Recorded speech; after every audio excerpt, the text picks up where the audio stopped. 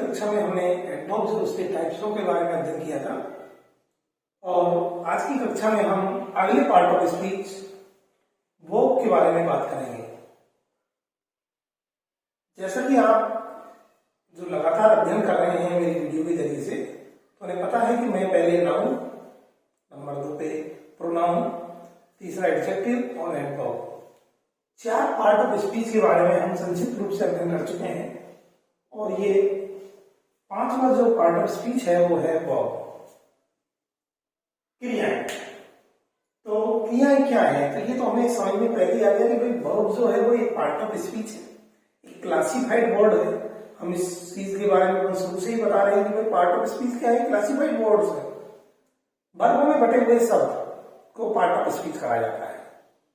Verb किसके अनुसार verb बांटे गए हैं? कार्य के अनुसार, जैसा वो कार्य करते हैं उसके अनुसार। और मैंने पहले पिछली कक्षाओं में आपको बताया था शुरुआत में ही कि जो पार्ट ऑफ स्पीच है वो 8 है। शब्दों को उनके कार्य की दृष्टि से 8 भागों में बांटा गया है, जिनमें noun, pronoun, adjective, adverb, verb, conjunction, conjunction, interjection आदि है। तो ये 8 जो है वो सभी पार्ट ऑफ स्पीच है, अर्थात क्लासिफाइड वर्ड्स है। 4 हम अध्ययन कर चुके हैं, 5वां जो चल रहा है वो वर्ब है। तो अब हम उसकी डेफिनेशन जानते हैं, परिभाषा जानते हैं कि हम इसे किस प्रकार डिफाइन कर सकते हैं। तो देखिए, मैंने लिखा है a verb is a word. यहां आपको एक करें कि उन्होंने ये भी कह दिया है ग्रुप ऑफ वर्ड्स। वर्ड भी हो सकता है, ग्रुप ऑफ वर्ड्स भी हो सकता है, लेकिन हम यूं भी कह सकते हैं कि क्योंकि मैंने पिछली कक्षा में आपको लगातार बताता आ रहा हूं कि कोई ज्यादा फर्क नहीं पड़ता है कि एक शब्द है तो वो वर्ड है और नहीं है, एक से ज्यादा शब्द मिलकर एक ही कार्य कर रहे हैं तो वो फ्रेज है। तो कोई दिक्कत भी नहीं आ रही, वो फ्रेज हो सकती है, लेकिन है तो वही काम कर रही है तो वो फ्रेज ही होगी। तो ये वर्ब इज ए वर्ड, अर्थात एक शब्द ही है, मतलब एक पार्ट ऑफ स्पीच है, अर्थात एक क्लासिफाइड वर्ड ही है। और ये क्या काम करता है? शब्द या शब्दों का समूह क्या काम करता है? ये प्रकट करता है, किस चीज को बताता है? भाई एन इवेंट, किसी घटना का वर्णन कर सकता है। तो घटना को क्या कर सकता है? व्यक्त कर सकता है। तो घटना का व्यक्त जैसे वर्ब है, अंग्रेजी में मेन वर्ब है वो है हैपन। हैपन जो है वो क्या एक्सप्रेस करती है? वो इवेंट को एक्सप्रेस करती है, अर्थात घटना का होना बताती है। दूसरा है एक्शन, किसी कार्य में जो एक्शन होता है, किसी कार्य में जो कहते हैं किसी कार्य का होना। कार्य का होना, जैसे मैं अभी आपसे कुछ लिखने लग जाऊं, इसमें भी एक्शन है। आप देख रहे होंगे मैं बोल रहा हूं तो बोलते समय भी जो मेरी एक्टिविटीज हो रही है इसके लिए मैं स्पीक शब्द का प्रयोग करता हूं। खाने के लिए हम कहें तो खाने में बहुत सारे एक्शन होते हैं, तो एक्शन के लिए इन्होंने एक शब्द लिया है ईट, खाना। ये शब्द मैंने बताया स्पीक है, राइट है, ये सारे वर्ड जो है वो एक्शन बताते हैं। इसके अलावा क्रिया जो है वो एक काम करती है, वो स्टेट बताने का काम भी करती है, अर्थात दशा बताने का काम भी करती है, स्थिति बताने का कार्य करती है, जिसके लिए मैंने उदाहरण दिया है एग्जिस्ट का। इसका अर्थ है अस्तित्व में होना। कोई भी चीज होती है उसके लिए एग्जिस्ट का प्रयोग करते हैं। तो ये जो वर्ब है वो इस कार्य का क्या कर रही है? बता रही है। तो यहां मैंने 3 उदाहरण दिए कि क्रिया जो शब्द है वो शब्द क्या काम करता है? क्रिया शब्द जो है वो इवेंट को बताता है, एक्शन बताता है और स्टेट बताता है। आप देखते होंगे, आप देख रहे होंगे कि मैंने इन्हें इन्वर्टेड कॉमा में लिखा है। इन्वर्टेड कॉमा में इसलिए लिखा है कि मैंने जो ये शब्द लिए हैं वो ऑक्सफोर्ड एडवांस लर्नर्स जो डिक्शनरी है हमारी, उससे लिए है। हमारी जो ऑक्सफोर्ड एडवांस लर्नर्स जो डिक्शनरी है वो ये कहती है कि भाई जो शब्द है ना, तो वही शब्द मैंने ले लिए, इस वजह से मैंने इसे इन्वर्टेड कॉमा बंद किया है, उद्धृत किया है मैंने यहाँ पर, उन्हें क्विट किया है।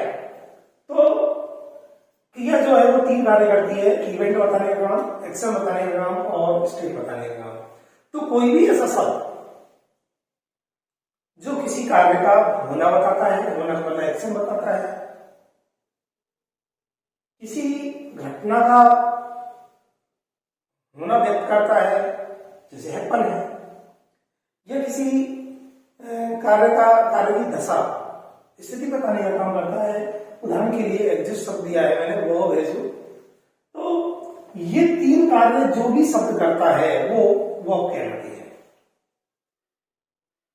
सबसे पहले मैं जब ग्रामर शुरू की थी तो मेरे मन में यही आई थी कि मैं जो है ग्रामर की शुरुआत वर्ब से करूं। तो मैंने सोचा कि शुरुआत में, चैनल की शुरुआत में सीधा वर्ब पढ़ाना मुझे कुछ ज्यादा उचित नहीं लगा। इसलिए मैंने उस जो मेरा आइडिया था कि मुझे वर्ब से शुरू करनी चाहिए, मैंने उस आइडिया को ड्रॉप कर दिया।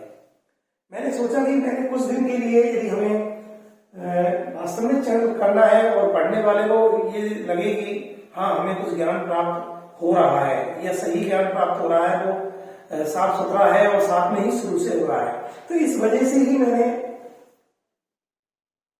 पार्ट ऑफ स्पीच लिए, जिससे कि हमें पता लग जाए कि वर्ड का क्लासिफिकेशन क्या है। उसके बाद हम जो भी मेन जो पार्ट ऑफ स्पीच हैं और उनके जो टाइप्स हैं या काइंड हैं, उनके बारे में हम विस्तृत अध्ययन अलग से चैप्टर में करेंगे। तो इसी वजह से फिर मैंने पार्ट ऑफ स्पीच पढ़ाना शुरू कर दिया। नहीं, मैं आपको अगली कक्षाओं में जब ये पार्ट ऑफ स्पीच संक्षिप्त रूप से पूरे हो जाएंगे तो मैं आपको वर्ब जो है उसका क्लासिफिकेशन पढ़ाऊंगा। वर्ब जो है वो कई प्रकार की क्लासिफिकेशन है, अलग अलग प्रकार से इनका क्लासिफाइड किया गया है। बहुत ही महत्वपूर्ण चैप्टर है वो। आप इसे वर्ब नहीं बोले, it is pronounced as verb. आप ए को थोड़ा लॉन्ग कर दें जिससे रे जो है वो उसी ए के अंदर समाहित हो जाए वो। तो हमें आज पता लगा कि वर्ब जो है वो 3 कार्य करती है। वर्ब एक वर्ड है, पार्ट ऑफ स्पीच है, 3 कार्य करती है। पहला इवेंट बताने का, दूसरा एक्शन बताने का, तीसरा स्टेट बताने का। तो आज के लिए इतना ही, मिलते हैं अगली कक्षा में। चैनल यदि आपको वीडियो पसंद आ रही है तो जरूर लाइक कर दें, चैनल को भी सब्सक्राइब कर लें और शेयर भी कर लें। और कोई समस्या हो, क्वेरी हो तो आप कमेंट बॉक्स में मुझे कमेंट कीजिए और मैं आपको समय मिलते ही उसका बातचीत जवाब दूंगा।